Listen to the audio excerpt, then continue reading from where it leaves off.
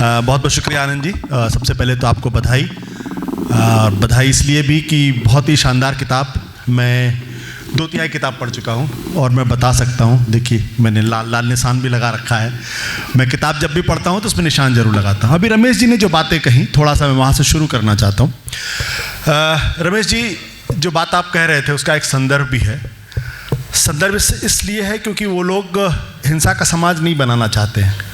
वो दरअसल पूरी की पूरी भारतीय सभ्यता को ही ख़त्म कर देना चाहते हैं, क्योंकि उनका जो अपना जो दर्शन है, जिसको वो दर्शन कहते हैं, और जो सावरकर अपनी किताब अगर आप पढ़ें 6 glorious epochs of Indian history, और हर एक समझदार व्यक्ति को उस किताब को ज़रूर पढ़ना चाहिए।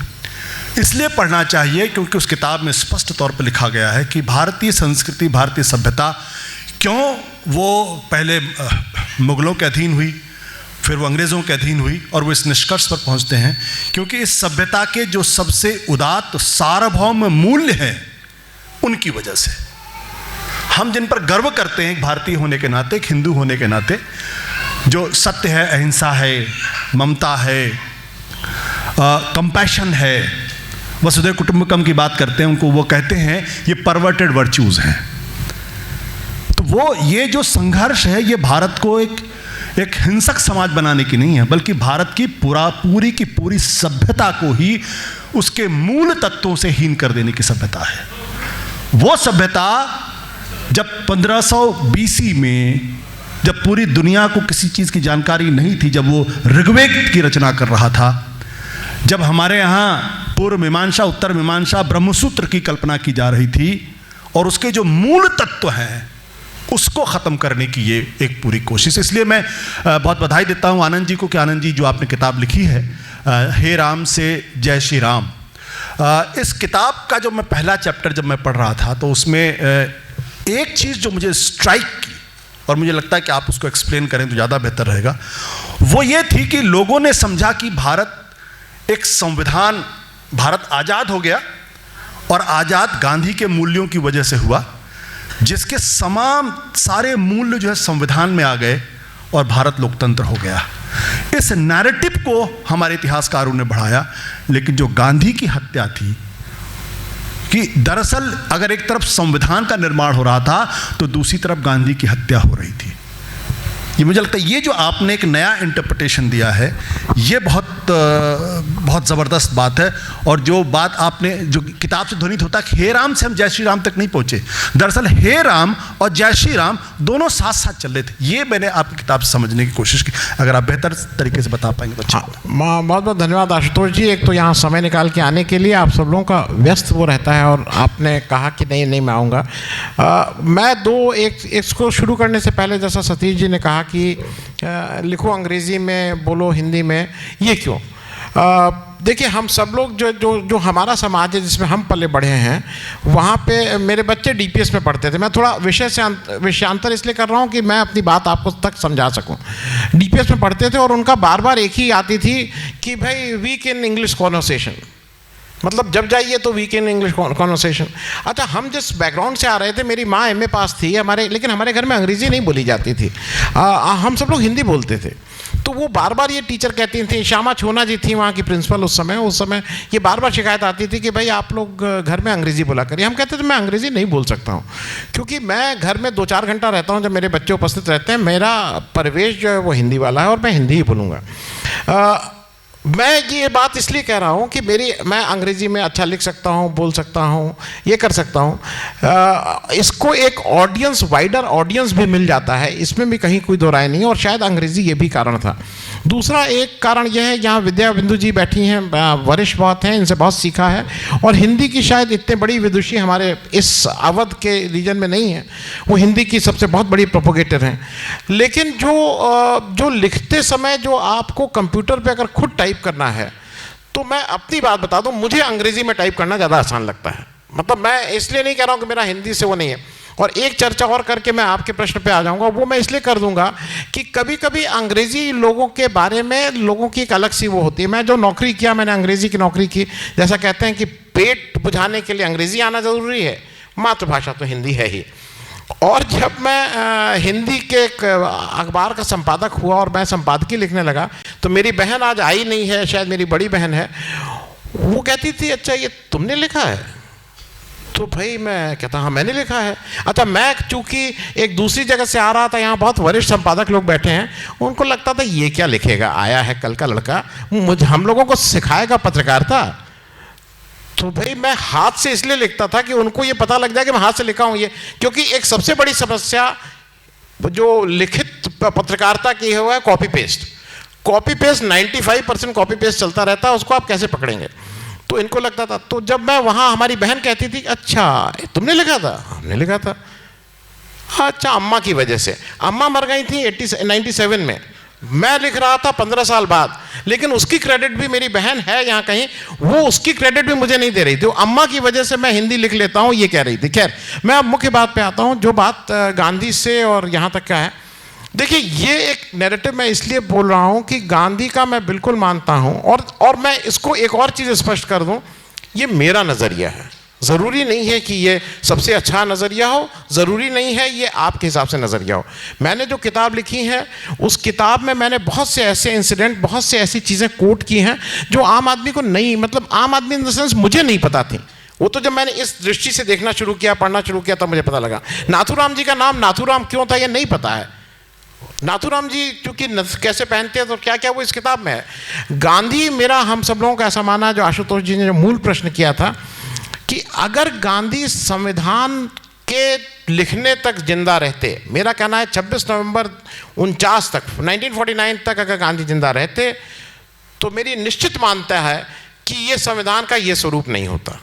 उस स्वरूप में क्या चेंज होता, उसमें हिंद स्वराज का कितना अंश होता, उसमें और क्या अंश होता, ये अलग बात है। दूसरा मेरा एक और मानना है आप लोगों से, क्योंकि वो भी मैंने इसमें क्या, लास्ट 144 डेज ऑफ गांधी, जब गांधी कलकत्ता से चलते हैं और फिर दिल्ली आके आते हैं, एंड वो he is on his way to Pakistan. Gandhi कोई दिल्ली नहीं आए थे, और गांधी की तबीयत खराब होती है दिल्ली में, और वहाँ पे फिर वो जब आराम कर रहे होते हैं, उस भी सोहरावर्दी आते हैं। और आप लोगों को, मतलब मैं इसलिए कह रहा हूँ कि हमें अपने देश पे बहुत सी चीज़ों पे फ़ख्र है। मैंने उन सब चीज़ों को टच किया है। पाकिस्तान और हम एक साथ आज़ाद हुए, 58 तक अगले 11 साल में उनके यहाँ 7 प्राइम मिनिस्टर हो चुके थे, 7। और उसके बाद जब अयूब आते हैं तो अयूब उनके सेकंड प्रेसिडेंट होते हैं। हम कह रहे हैं कि लोकतंत्र की जो मजबूती और जो नींव और जो जड़ गांधी जी की वजह से थी। गांधी ने एक काम और किया था जिसको मैं, कॉन्स्टिट्यूशन के अलावा, गांधी हरदम ये बात करते थे कि भारत पाक को एक लार्जर, उसमें कुछ लूज सा महासंघ या कुछ होना चाहिए। उनका ये मानना था ये तो एक ही लोग हैं। राजनीतिक महत्वाकांक्षा कह लीजिए या वो एक लंबी डिबेट हो सकती है, उस पर मैंने अपनी किताब को उसको नहीं टच किया है, मैंने गांधी के पर्सपेक्टिव को किया है। गांधी हरदम सरदार पटेल के बारे में माना जाता था कि वो मैंने इसमें टच किया कि सरदार पटेल बहुत ही प्रो हिंदू हैं। गांधी उसमें साफ साफ कहते हैं, गांधी की उदाहरण है जहां गांधी कहते हैं कि भाई उसको मुसलमानों से कहते हैं जाके उससे बात करो, वो ऐसा नहीं कर सकता है। तो मैंने उन चीज़ों को छूने की कोशिश की कि अगर गांधी जिंदा रहते, और मैं जब 20 डेट का मैं चुनाव कर रहा था तो मुझे ऐसा लगा कि 30 जनवरी 1948 में जो गांधी की हत्या होती है, और जैसा आशुतोष जी कह रहे थे कि एक तरफ संविधान बन रहा था और एक तरफ उनकी हत्या, क्योंकि वो कोई पहला हत्या का अटेम्प्ट नहीं था। तो गांधी की हत्या ने इस देश की दिशा को जरूर, दशा को तो मैं नहीं बोलूँगा, लेकिन दिशा को ज़रूर कहीं ना कहीं चेंज किया है। इसके लिए मैं बिल्कुल, मतलब मैं इसमें वही मैंने बताने की कोशिश की है, आपके साथ शेयर करने की कोशिश की है। वो कितना सही है कितना गलत है वो अपना नज़रिया है। और मैं एक आग्रह और आपसे करूँगा, जब आप किताब पढ़िए तो ये अच्छी बात है कि सबके अपने पॉलिटिकल नज़रिए हैं। और आजकल एक यूनिवर्सिटी चल गई है, जिस यूनिवर्सिटी को हम सब लोग, उस यूनिवर्सिटी से कोई पार्ट टाइम पढ़ता है, कोई फुल टाइम पढ़ता है, लेकिन उस यूनिवर्सिटी के कुछ ना कुछ स्टूडेंट तो हैं ही। हम सबके अपने अपने पॉलिटिकल वो हैं, इसमें कहीं कोई ख़राब बात नहीं है। लेकिन थोड़ी देर के लिए किताब पढ़ते समय आप उसको किनारे रखिएगा, फैक्ट देखिएगा, उस फैक्ट को और जानने की कोशिश करिएगा, आपको इंटरेस्टिंग लगेगा और आपको अपने देश की ऐसी बहुत सी चीज़ें समझ में आएंगी कि वो क्यों हुआ। उस क्यों का जवाब मैंने ढूंढने की कोशिश की आशुतोष। एक बात जरूर है, कानन जी बहुत अच्छे सेल्समैन भी है, अपनी किताब की इतनी ज़बरदस्त तरीके से उन्होंने मार्केटिंग की है। लेकिन मैं, जो आपने कहा कि गांधी जी अगर जिंदा होते तो भारत का संविधान शायद कुछ दूसरी तरीके से होता, लेकिन उसमें एक जो बुनियादी सवाल है, वो बुनियादी सवाल जो 1909 में जो उन्होंने हिंदू स्वराज किताब लिखी, और उसमें उन्होंने इस बात का जिक्र किया, और मुझे लगता है वो बुनियादी सवाल आज के संदर्भ में है, जहाँ पे वो कहते हैं कि मियाँ और महादेव के बीच में दोस्ती नहीं हो सकती है। जहाँ वो पूर्वाग्रहों के बारे में बातचीत करते हैं, उनकी पूजा पद्धति ऐसी है, उनकी पूजा पद्धति ऐसी है, वो इस तरफ मुँह करके पूजा करते हैं। तो अगर गांधी 1909 में ये लिख रहे थे कि मियाँ और महादेव में दोस्ती नहीं हो सकती है, तो 2014 के बाद का जो सवाल है, इसका मतलब ये सवाल 1909 में भी जिंदा था। तो गांधी उसको कैसे देखते हैं? और जो ये जय श्री राम की जो पूरी यात्रा है, वो कहीं ना कहीं अपनी ऊर्जा डिराइव करती है जो गांधी ने 1919 में खिलाफत आंदोलन को समर्थन किया। काबे देखिए, आपने अपीजमेंट किया।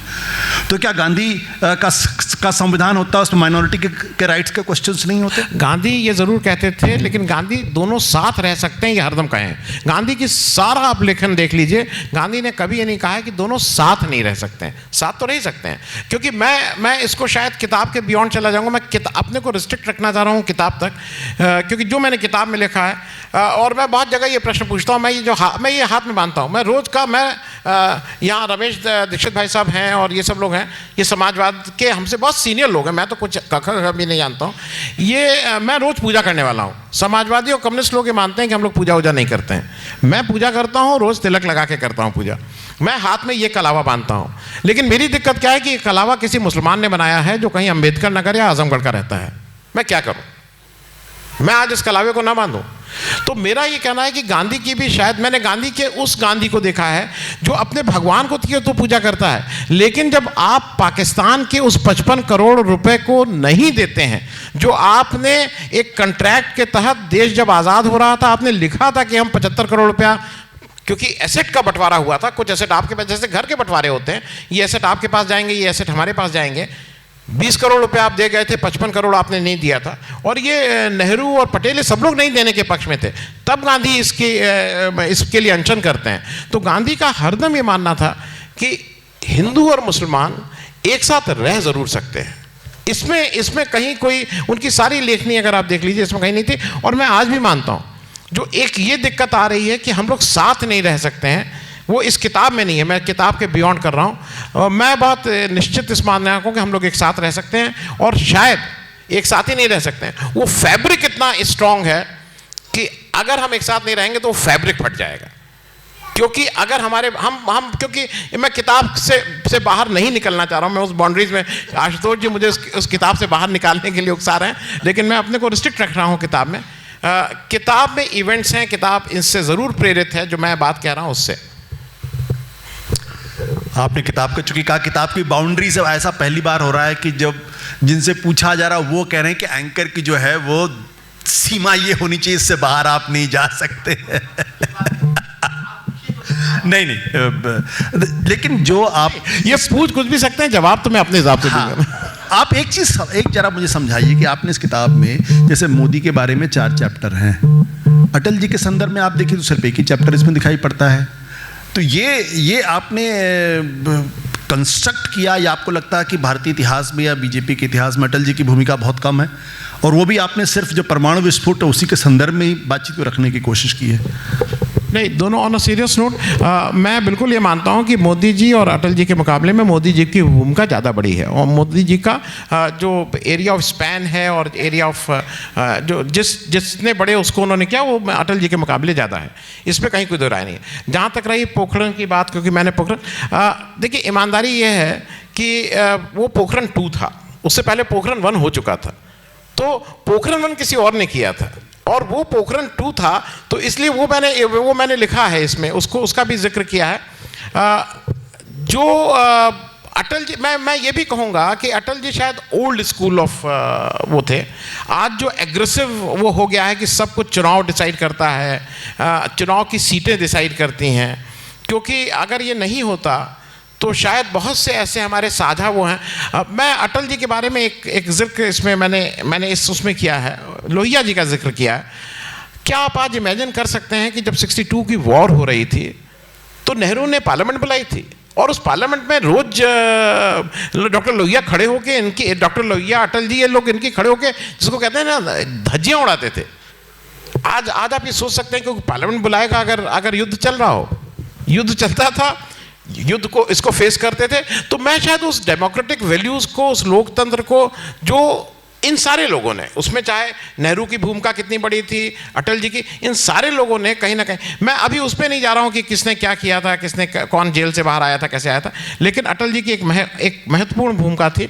और आज को जो मैंने 3-4 चैप्टर नहीं दिए हैं, एक्चुअली क्या है कि वो 2009 से जब आप देखते हैं तो वो चैप्टर मोदी जी के बारे में इसलिए ज़्यादा हो जाता है कि मोदी जी की तैयारी शुरू हो गई थी, वो गुजरात मॉडल को लेके, और 2014 में जब वो आ रहे थे प्राइम मिनिस्टर बनने के लिए, तो वो बातें मैंने टच की हैं, क्योंकि जैसे विनोद राय साहब ने, मैंने वो भी टच किया है। विनोद राय साहब ने 1,76,000 करोड़ का एक 2G स्पेक्ट्रम की बात हुई, और बाद में जब कोर्ट में पता लग गया कि ये सब तो एक नोशनल वैल्यू था, एक दिमागी वो था कि उसके बाद क्या हुआ।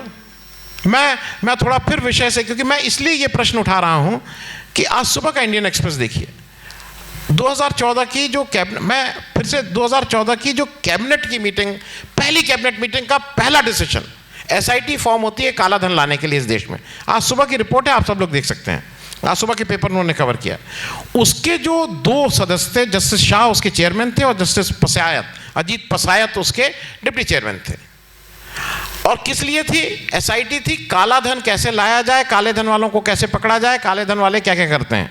और 8 साल तक वो लगातार अपना दे रहे हैं कि ऐसे काला धन पकड़िए ऐसे। और जस्टिस पसायत ने 2020 में अपने काले धन को वॉलंटरी डिस्क्लोजर के तहत 38 लाख रुपया देके वो खुद उस काले धन को ठीक किए हैं। तो ये हमारा भारत देश अद्भुत है। मतलब इसको अगर आप इसको डिफाइन करने लगिए तो आपको खुद, मतलब आपको मजा आएगा। एक आदमी जिसको बनाया गया है कि काला धन कैसे निकाला जाए, वो खुद उस काले धन का वो, और ये पेपर की रिपोर्ट है, क्योंकि मैं जानता हूं आज की तारीख में सीमाएं बहुत लिमिटेड हैं। अगर आपने कहीं कुछ इधर उधर किया तो आप होटल से कितना बाहर निकलेंगे हम और आप, ये तो पता ही है। तो लेकिन आपने बड़े इशारे में इस बात का जिक्र किया कि जब राम जन्मभूमि का जो शिलान्यास नए सिरे से किया गया वो किसने अपशकुनी समय में किया गया, और आपने इस बात का जिक्र किया। नहीं, मैंने बिल्कुल कहा, क्योंकि मैंने बिल्कुल कहा क्योंकि मैं उत्तर प्रदेश के ईस्टर्न यूपी से आता हूं, और जहां पे जैसे हमारे यहाँ मेरा लड़का है, मेरे बॉस है, वो है, मैं वेजिटेरियन हूं, मैं जन्म से वेजिटेरियन हूं, मेरे परिवार में सारे लोग नॉन वेजिटेरियन हैं। ये लोग मंगल को नहीं खाते हैं, ये लोग बृहस्पति को नहीं खाते हैं, ये लोग सैटरडे को नहीं खाते हैं। क्यों नहीं खाते हैं इसका पता नहीं है, लेकिन नहीं खाते हैं। उसी तरह से ईस्टर्न यूपी में चौमासा बहुत खराब महीने, मतलब खराब नहीं, माफ़ कीजिएगा मैं गलत शब्द यूज़ किया, 4 जो महीने होते हैं, जो बरसात के महीने होते हैं, उसमें इसलिए मूल रूप से था कि उस समय आप यात्रा ना करें, आप एक जगह रहें, आप शुभ कार्य ना करें। हाँ, और इसीलिए शुभ कार्य नहीं का वो प्रावधान वो रुका हुआ है। तो हमारे कम से कम ईस्टर्न यूपी में ये शुभ कार्य नहीं होते हैं। और जब फैजाबाद अयोध्या में आप कोई बात करते हैं तो मुझे ऐसा लगता है कि वहाँ की लोकल जो भी कल्चर वो है उसको मेंटेन करना चाहिए, मेरी समझ थी। और इसीलिए मैंने उसमें ये कहा कि मैंने ये प्रश्न जानबूझ के इसलिए आपसे पूछा है क्योंकि ये जो धार्मिकता का आवरण दिया जाता है और हर समय जो धर्म की बात की जाती है, अगर कोई आदमी दिल से धार्मिक होता, अगर आस्थावान होता, तो इन सब चीज़ों का ख्याल रखने के बाद ही किसी तरीके से किया।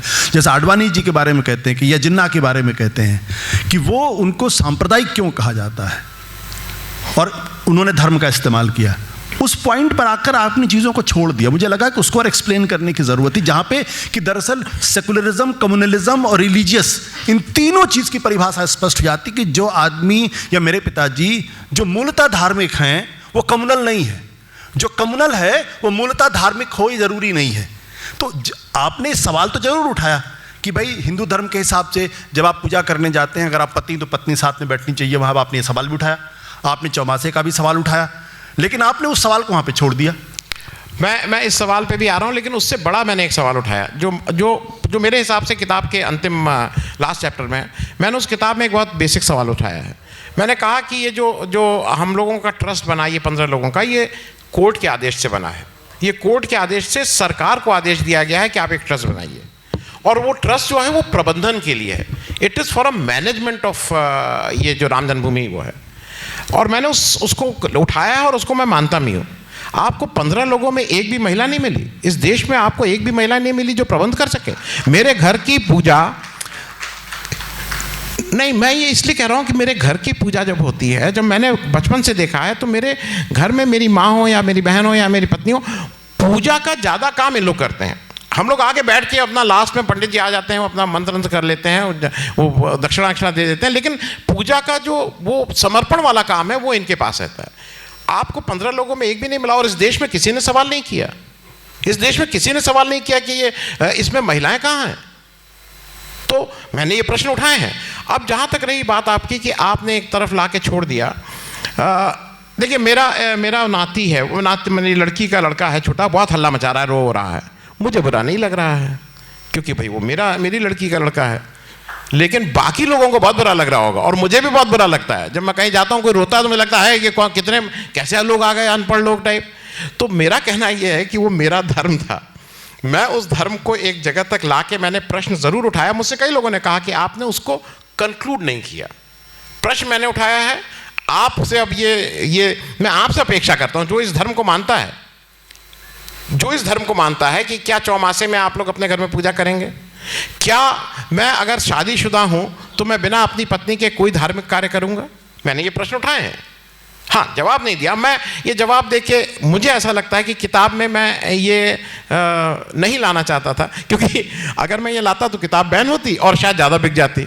अभी मुझे किताब बेचने के लिए मैं बैन होने की बात नहीं कर रहा हूँ। मैं एक बड़ा बुनियादी सवाल है, वो सवाल महत्वपूर्ण इसलिए है, मुझे इस बात का एहसास तब हुआ जब मैं 1989 में जब शिलान्यास हुआ था, और मैं बहुत ही यंग रिपोर्टर था और मैं गया था, तो मैं थोड़ी देर से पहुँचा। मैं पहुँचा तो वहाँ देखा कि एक बड़े बुजुर्ग थे, तो मैंने उनसे बातचीत शुरू कर दी। बातचीत शुरू करते करते मैंने देखा कि उनकी आंखों से आंसू बहुत अविरल धारा बहती जा रही थी। बहुत बुजुर्ग आदमी थे और वो इंदौर से आए थे। मैंने पूछा, दादा आप रो क्यों रहे हैं? उन्होंने कहा कि अगर आज राजीव गांधी यहाँ आ गए होते ना तो जीवन कितना सुधर जाता। और मैंने वाकई महसूस किया कि वो व्यक्ति वहाँ पर किसी मुसलमान विरोध की वजह से नहीं, नफरत की वजह से नहीं था, बल्कि उसको ये लग रहा था कि उसके आराध्य देवता का एक भव्य मंदिर यहाँ बनेगा। वो उसकी धार्मिकता थी। और शायद मुझे लगता है आज़ादी के बाद जिस सेकुलरिज्म को हमने एक्सेप्ट किया, उसमें धर्म को नकारने की जो प्रवृत्ति पैदा हुई, उस प्रवृत्ति की वजह से आज हम जय श्री राम की स्थिति तक पहुंचे हैं। इसलिए मैंने कहा कि जिना एक ऐसा शख्स था कि जब फ्राइडे की नमाज होती थी और रैली होती थी तो वह आदमी मंच पर यूं बैठ के सिगरेट पीता रहता था और बाकी की जनता वहाँ पर नमाज पढ़ती रहती थी। वो आदमी हैम सैंडविचेस खाता था जो मुसलमानों के अंदर बैन था, लेकिन उसने इस्लाम के नाम पर पाकिस्तान एक राष्ट्र क्रिएट कर दिया जो वर्ल्ड हिस्ट्री में शायद कहीं नहीं है। लाल कृष्ण आडवाणी के बारे में कहते हैं कि वो बिल्कुल धार्मिक नहीं है, उनके धर्म में वो, लेकिन वो हिंदू धर्म का इस्तेमाल उन्होंने किया। यही बात कि एक धर्म का इस्तेमाल सुबह से शाम तक होता है, आप भव्य मंदिर बना रहे हैं और आपको इस बात का अंदाज़ा नहीं है कि ये किस समय करना चाहिए और हिंदू धर्म में उस वक्त का कितना महत्व होता है। तो ये महत्वपूर्ण सवाल इसलिए है क्योंकि धर्म का मानने वाला सांप्रदायिक हो यह ज़रूरी नहीं है, हिंदू धर्म को मानने वाला मुसलमानों से नफरत करे ज़रूरी नहीं है, लेकिन हाँ, जो हिंदू धर्म को नहीं मानते हैं वो मुसलमानों से नफरत करें ये ज़रूरी हो सकता है। इसलिए मैंने सवाल नहीं, मैं आशुतोष जी इसका भी जवाब दे दूँ। मैं थोड़ा आपसे थोड़ा सा फर्क, हिंदू धर्म को जो ठीक से मानता और समझता है वो कभी फेनेटिक नहीं हो सकता है, वो चाहे कोई धर्म हो, वो हिंदू ही धर्म नहीं, वो चाहे कोई धर्म हो, अगर धर्म को मानता और समझता है तो वो व्यक्ति कभी भी उन्मादी नहीं हो सकता है। ये मेरी बिल्कुल प्रचलित, और मैं किसी भी स्टेज पे, क्योंकि ये स्टेज छोटी पड़ेगी, ये समय नहीं है, मैं कभी भी किसी से भी कहीं पे भी इस बात के बारे में डिबेट करने को तैयार हूँ। मैं धर्म मानता हूँ, धर्म से वो करता हूँ। मेरे दफ्तर में मेरे घर में जो खाना बनाती है वो मुसलमान है, मेरे दफ्तर में जो पानी पिलाता है वो किसी, लेकिन जब मैं अपनी पूजा पे बैठता हूँ तो मैं पंडित जी को पान लागी करता हूँ। तो मैं फिर मैं ज़रूर मुसलमान के बनाए हुए तागे को रक्षा को पहनता हूँ, मुसलमान की बनाई हुई मूर्ति के ऊपर जल चढ़ाता हूँ, लेकिन फिर मैं मुसलमान पुरोहित को नहीं बिठाता हूँ। तब मैं अपने तो वो मैं सिर्फ कहना ये चाह रहा हूँ कि ये चीज़ें अलग नहीं हो सकती हैं। जो बिल्कुल हिंदू नहीं, कोई भी धर्म को धार्मिक व्यक्ति उन्मादी नहीं हो सकता है, फेनेटिक नहीं हो सकता है, ये चाहे कोई धर्म हो। अगर इस्लाम के भी जो कट्टरवाद की बात करते हैं वो अपने इस्लाम धर्म, मेरे कुछ दोस्त बैठे हुए हैं यहाँ पे और इसकी तायीद करेंगे, जो इस्लाम को समझता है, जो इस्लाम को ठीक से मानता है, वो कभी फेनेटिक नहीं हो सकता है। ये ज़रूर है कि अब एक नए उसमें ये माना जाता है कि नहीं ये सारे वो, मैं आप लोगों की माफ़ी के साथ क्योंकि ये किताब की बात नहीं है और चूँकि मुझे अपनी बात को एक्सप्लेन करने में शायद आसानी होगी, मैं आप सब लोगों से माफ़ी मांग रहा हूँ, पहले ही माफ़ी मांग ले रहा हूँ, महिलाओं से खास करके मांग ले रहा हूँ। और ये याद रखिएगा कि मेरी माँ, मेरी बीबी, मेरी बेटी महिलाएं हैं। ये कहना कि सारे ये देखो ना आजकल ये टेररिस्ट जो है सारे मुसलमान क्यों होते हैं? अच्छा भाई, मंटो ने इस पे एक बात कही थी और जो थोड़ी भद्दी और बदतमीजी वाली बात है, लेकिन मैं इसको इसलिए साझा कर ले रहा हूं कि यहां सब लोग एडल्ट हैं, सब लोग बड़े हैं और सब लोगों को ये समझना चाहिए। मंटो ने कहा था कि सारी वेश्याएं तो औरतें होती हैं, तो क्या सारी औरतें वेश्याएं होती हैं? मैं सिर्फ इसलिए कह रहा हूं घर जाके इसको समझिएगा कि टेररिस्ट मुसलमान अगर कोई टेररिस्ट है तो सारे मुस्लिम टेररिस्ट होते हैं। ये आप उनको उंगली क्यों दिखा रहे हैं? मैं ये नहीं कह रहा हूं वहां दिक्कतें नहीं हैं, दिक्कतें हैं, दिक्कतें वहां भी हैं तो दिक्कतें हमारे यहां भी हैं। दिक्कतें हो सकता है कोई कहे कि उनके यहां ज़्यादा है हमारे यहाँ कम है, ठीक है, क्योंकि अपना तो हरदम मैंने कहा ना, मेरा लड़के नाती जब रो रहा है तो मुझे तो बहुत अच्छा लग रहा है, आप सब लोगों को बहुत गुस्सा आ रहा होगा, तो वो एक फ़र्क है, मैं इसको मानता हूँ। लेकिन मैंने इस प्रश्न को उठा के वहाँ पे छोड़ दिया है क्योंकि मैं हो सकता है कि इस किताब को मैं चाह रहा था कि प्रश्न ज़्यादा उठ जाएं, लोग खुद अपना थोड़ा सोचना शुरू करें। वो शायद मेरा बुनियादी मेरा जो था, मैं ईमानदारी से बता रहा हूँ, मैं उसको कंक्लूड नहीं करना चाह रहा था। मुझे लगता है कि 6:30 हो चुके हैं, इसलिए अब कार्यक्रम को ख़त्म करने का वक्त हो चुका है। और मैं एक चीज़ जो प्रोफेसर रमेश जी ने कहा उसे मैं ज़रूर जोड़ना चाहता हूँ कि जब वो महात्मा गांधी जी जब राम राज्य के बारे में बात करते हैं, खलीफाओं का जिक्र करते हैं, तो मुझे लगता है कि अगर वो शायद जीवित होते तो जो बात आज इस देश के अंदर बड़ी मजबूती के साथ की जाती है, शायद वो किसी और उफान के साथ होती कि देखिए राम राज्य में भी जो है ये मुसलमानों को ले आए, राम राज्य में भी देखिए खलीफाई इनको मिलता है। जब ये भारत हिंदू एकता की बात करते हैं तो खिलाफत आंदोलन पे के पास ही जाते हैं। तो इसलिए मैंने वो सवाल पूछा था कि गांधी अगर ज़िंदा होते तो शायद मुझे ऐसा लगता है कि संविधान में कुछ और ऐसी चीज़ें जो होती जिसका फ़ायदा शायद ये जो जय श्री राम वाले ज़्यादा उठाते। मैं एक दो जल्दी आप लोगों को एक दो मिथ इसमें है, क्योंकि वो मैं इसलिए कर दूं, मैं 2 मिनट लूँगा। जैसे एक जनरल परसेप्शन है बहुत से लोगों का होगा कि हिंदुस्तान को यूनाइटेड नेशन की मेंबरशिप, परमानेंट मेंबरशिप मिल रही थी यूएन काउंसिल में, और हिंदुस्तान ने उसको नहीं लेके चीन को देने की वकालत की थी। ये बहुत जगह से उठता है और बार बार लिखा जाता है। नहीं, लेकिन मैं आप लोगों को इसलिए बता दूं कि ये क्लैरिटी है। मैंने इसको 1945 में जब यूएन बना तो पहले दिन से उसका फाउंडिंग मेंबर चाइना है, और वो उसकी जो पीपुल्स रिपब्लिक ऑफ चाइना है वो उसका जो ताइवान में चाइना है वो चाइना उसका मेंबर 71 में तक रहा। तो ये जो कहना कि नेहरू ने वो कर दिया था, ये बिल्कुल मतलब कहीं कोरी कल्पना कह लीजिए या वो है। मैं इसलिए अच्छा हाँ, दूसरा एक चीज़ ये भी होती है जो मैं इसमें तो नहीं लिखा हूँ, जो भारत और हिंदुस्तान और इंडिया, भाई मैं तीनों को एक ही मानता हूँ। लखनऊ से पैदा हुआ हूँ तो लखनऊ की ज़ुबान में ये ज़रा मुश्किल हो जाता है, लोग कहते हैं कि हिंदुस्तान क्यों बोलते हो, ये भारत बोला करो, तो वो ज़रा मुश्किल है। शायद अब इस उम्र में क्या चेंज करूँगा। मैंने कुछ चीज़ें और छोटी छोटी उठाई हैं, आप किताब देखेंगे तो आपको वो इस तरह की चीज़ें हैं जो आपको लगा अच्छा ऐसा हुआ। अंबेडकर हिंदुस्तान की कॉन्स्टिट्यूएंट असेंबली के मेंबर नहीं थे, उन्होंने जब मेंबर थे तो वो जैसोर से जीत के आए थे, और वो एक इंटरेस्टिंग होगा जब आप पढ़ेंगे कि वो जैसोर से कैसे जीते और फिर कैसे वो वाइसरॉय मतलब माउंटबेटन और नेहरू गांधी के पास आए, इस्तीफा देना पड़ा, कैसे उनको फिर महाराष्ट्र से कांग्रेस ने कैसे उनको नॉमिनेट कराया, वो इंटरेस्टिंग है। ये सब चीज़ें आपको इंटरेस्टिंग लगेंगी। वो बहुत अच्छा जिक्र बल्कि आपने किया, क्योंकि कॉन्स्टिट्यूएंट असेंबली के मेंबर पाकिस्तान के हो गए और जो मंडल साहब थे वो कॉन्स्टिट्यूएंट असेंबली पाकिस्तान के सदर हो गए। ये अद्भुत स्थिति थी, तो उनको इस्तीफा देना पड़ा और बाकायदा सरदार पटेल ने कहा कि भाई महाराष्ट्र से इनको लेके आना है, इसलिए इस्तीफा दीजिए।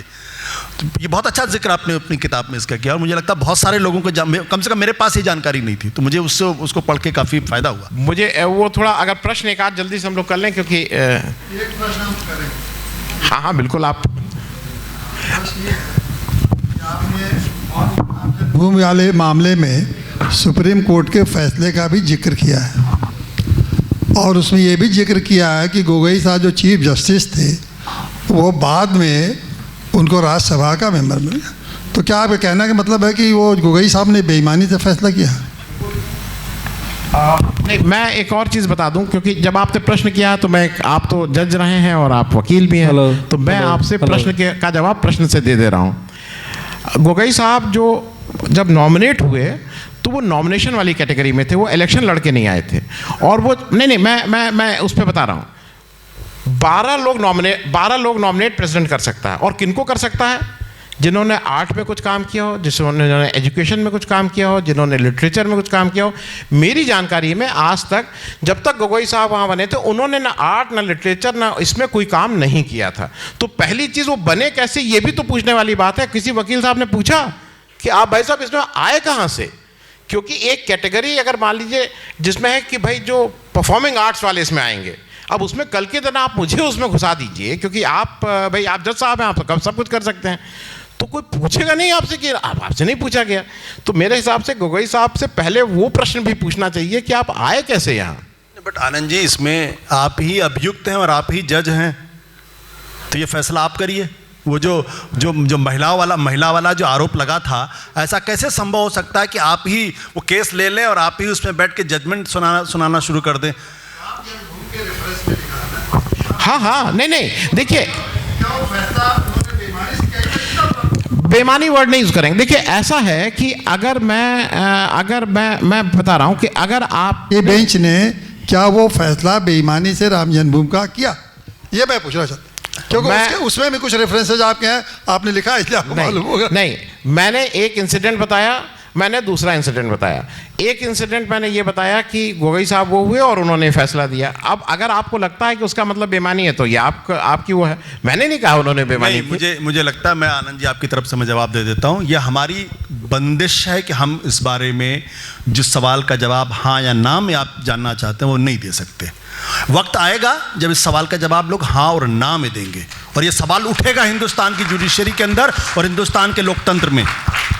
ये सवाल उठेगा कि जब आपने ये कहा कि बाबरी मस्जिद के गिराने वाले अपराधी थे, आपने ये सवाल जो सुप्रीम कोर्ट, नहीं, एक सर एक मिनट, आप चूंकि हाँ या ना में जवाब करें, इसलिए मैं जवाब दे रहा हूं। ऐसा कैसे संभव होता है कि आपको पॉइंट ऑफ लॉ पे आपको जजमेंट देना था? आपने किस पे जजमेंट दिया? आपने कहा ये भी इनके पक्ष में नहीं जाता, ये भी इनके पक्ष में नहीं जाता, ये भी इनके पक्ष में, लेकिन जमीन इनको दी जाती है। आप कौन है? आपको पॉइंट ऑफ लॉ पे ऑर्डर करना था, आपने पॉइंट ऑफ लॉ पे ऑर्डर नहीं किया। तो आज मेरी बंदिश है कॉन्स्टिट्यूशनल, ये संवैधानिक मजबूरी है कि जो सवाल का जवाब आप हाँ या ना में चाहते हैं, मैं चाहता हूं कि मैं हाँ या ना में दूं, लेकिन शायद आज नहीं दे सकता। आने वाला इतिहास हाँ या ना में ही जवाब देगा। नहीं, मैं एक इसी को और कह दूं, क्योंकि गोगोई साहब की बात चल रही है। मेरे लिए गोगोई साहब का वो एक्शन जो एक उन्होंने अपनी महिला सहकर्मी के साथ जो उसने उनके ऊपर आरोप लगाया था, उसको जिस ढंग से उन्होंने हैंडल किया, वो इस देश में, भाई मेरे लिए, मैं ईमानदारी से बताऊं, मेरे लिए वो ज़्यादा बड़ा सवाल था।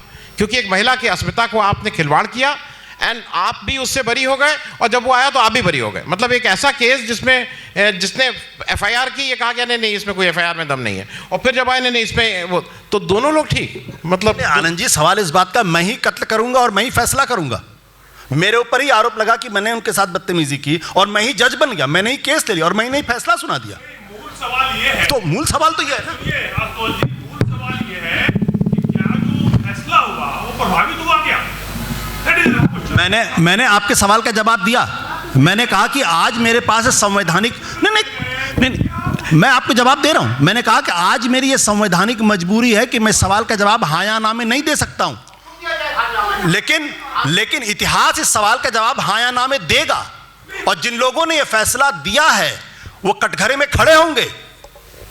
नहीं, और ऐसे एक नहीं, जैसे यादव जी जो जज साहब थे, जिन्होंने कहा कि बाबरी मस्जिद गिरी ही नहीं, किसी ने तोड़ा ही नहीं, और उसके बाद उनको 1 महीने बाद उनको कुछ कहीं का कुछ बना दिया जाता है, तो ये कहा कुछ नहीं जाएगा।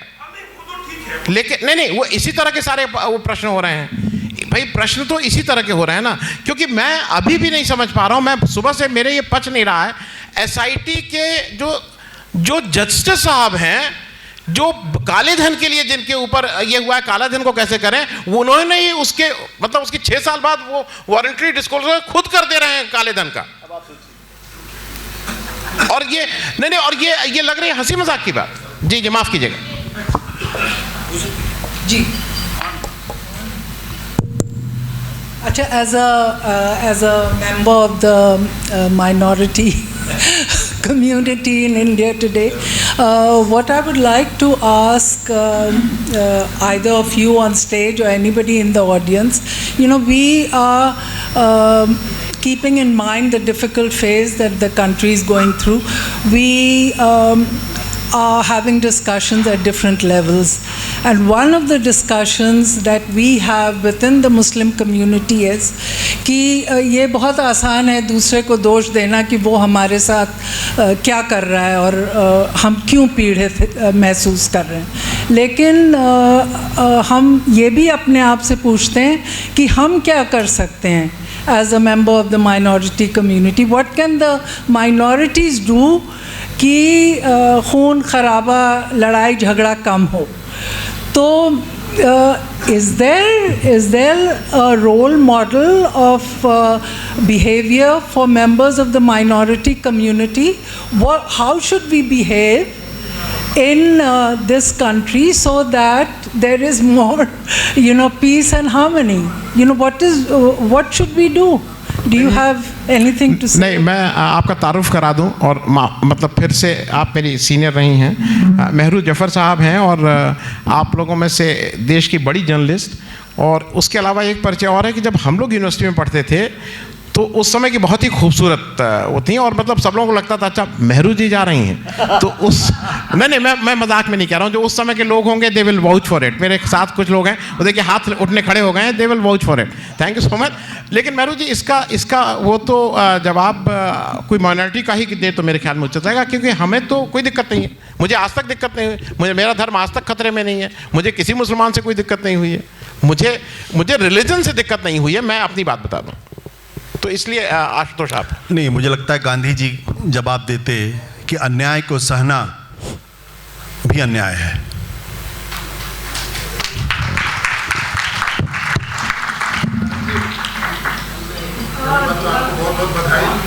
ऑन कर लीजिए. ये नाम आपके दिमाग में कैसे आया? पहले नाम आया फिर किताब लिखी है. नहीं, और इसको कहते हैं मैं बहुत शुक्रगुजार हूँ. ये भी मैं बोल दूँ, मेरे यहाँ पंकज शर्मा जी बैठे हुए हैं अनामिका के. 3 पब्लिशर्स ने किताब के नाम की वजह से 6-7 महीना रही उनके यहाँ, एडिटिव हो गई, सब हो गई. नाम भी मैं अब ले लेता हूँ क्योंकि मुझे अब मैं भी बहुत फिक्र नहीं करता हूँ. ये हार्पर कॉलिंस में रही, रोलीज में रही और रूपा में रही. जिसको कहते हैं ना उनमें दम नहीं था कि इस नाम के साथ छाप पाएँ. उन्होंने कहा कि नाम चेंज कर दीजिए, बाकी सब तो ठीक है लेकिन नाम चेंज कर दीजिए. अच्छा, दिक्कत क्या है कि आप जब किताब पढ़ेंगे ना तो जैसे पांडे साहब बोले कि हम तो सोचे थे कुछ इसमें रिलीजन का लिखे होगे तुम. ये इट इज़ अ जर्नी. ये हे राम से और मैं लास्ट में मैंने उसको कंक्लूड किया कि हम लोग तो जय सिया राम वाले हैं भाई. हम लोग बिना सीता के राम की परिकल्पना, हम जो हिंदू हैं उसमें बिना सीता के राम की परिकल्पना नहीं है. तो हमने उसमें लास्ट में कहा है कि वो हम तो उस जय सिया राम के युग की देने की बात कर रहे हैं. और मैं एक चलते एक बात आशुतोष जी, जो मुझे एक हरदम दुख होता है कि जैसे एक जय श्री राम वॉर क्राई हो गया है, उसी तरह से एक मैं फिर कहूँ ये हनुमान जी बहुत ही हंसमुख वाले हैं भाई. आप कहीं चले जाइए आपकी तुरंत आपकी सहायता कर देते हैं. ये एंग्री हनुमान को आज तक नहीं देखा. ये कार के पीछे एंग्री हनुमान जो आ गए हैं उसको भी कुछ दिक्कत नहीं. हनुमान जी तो वो तो बाल हनुमान हैं, बड़े हनुमान हैं. वो जो सूरज को खाने का वो रखते हैं वो एंग्री होके नहीं खाते हैं, वो बाल सुलभ होके खाते हैं. तो हमारे देवी देवताओं को भी हम लोग ने जो एक एंगर का ले आए हैं, मालूम नहीं कैसे भाई. ये जब मैं ईश्वर के पास जाता हूँ तो मुझे शांति चाहिए होती है. मुझे वहाँ वॉर क्राई के रूप में तो जय दुर्गा, अपनी दुर्गा मैया है ही, वो तो अपना सब लोगों का ठीक किए ही रहती हैं. बट लेकिन आनंद जी, हनुमान जी के पहले भगवान राम की वो छवि पेश की गई जब वो समुद्र से नाराज होते हैं और तीर खींचते हैं. एकमात्र उदाहरण है जहाँ राम क्रोधित दिखाई पड़ते हैं, अन्यथा राम की छवि विनयशीलता की है. तो उन्होंने भी विनयशील राम को क्रोध में कन्वर्ट कर दिया. और क्रोध के प्रतीक लक्ष्मण है, राम नहीं है.